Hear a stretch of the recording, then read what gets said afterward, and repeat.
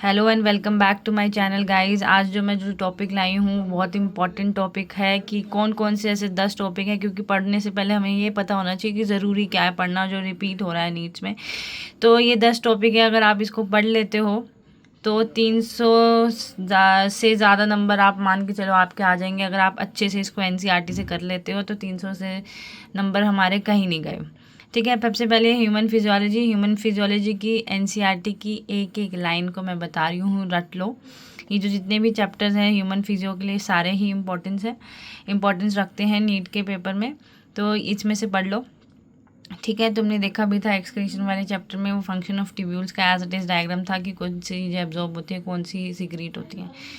ठीक है, chemical coordination से भी क्वेश्चन था कि कौन से हार्मोन हेल्प करते हैं, किस में हेल्प करते हैं रेस्पिरेशन के रेट को रेगुलेट करने में, कार्डियक एक्टिविटी को रेगुलेट करने में, बहुत क्वेश्चंस आते हैं। तो it is very important unit, जिसको लाइन टू लाइन रट रहे हो तो फ़ायदे में रहोगे। प्लांट फिजियोलॉजी दूसरा टॉपिक है जिसके अंदर रेस्पिरेशन और फोटोसिंथेसिस आता है।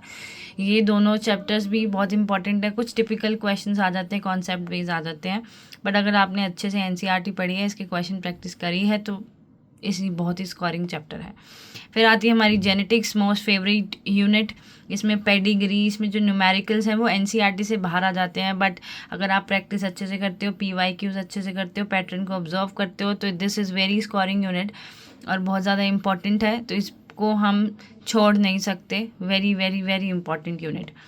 देन हमारे पास इकोलॉजी है। इकोलॉजी में 4 हमारे जो चैप्टर्स हैं, इकोसिस्टम, ऑर्गेनिज्म एंड पॉपुलेशन, और जो दोनों बाकी के चैप्टर्स हैं, ये चारों के चारों ही बहुत ज़्यादा इंपॉर्टेंट है। इस पर बहुत ज़्यादा ध्यान देने की ज़रूरत है, लाइन टू लाइन इसको भी रटने की ज़रूरत है।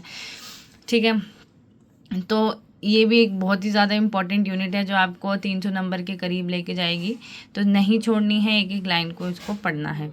अब उसके बाद जो रिप्रोडक्शन वाली यूनिट है, जिसके अंदर human reproduction and sexual reproduction in flowering plant आता है, यू ऑल नो कितनी इंपॉर्टेंट है। इसमें से मेंस्ट्रुएशन कितना इंपॉर्टेंट है, मेंस्ट्रुअल साइकिल कितनी इंपॉर्टेंट है। ठीक है, oogenesis, स्पर्मेटोजेनेसिस कितना इंपॉर्टेंट है।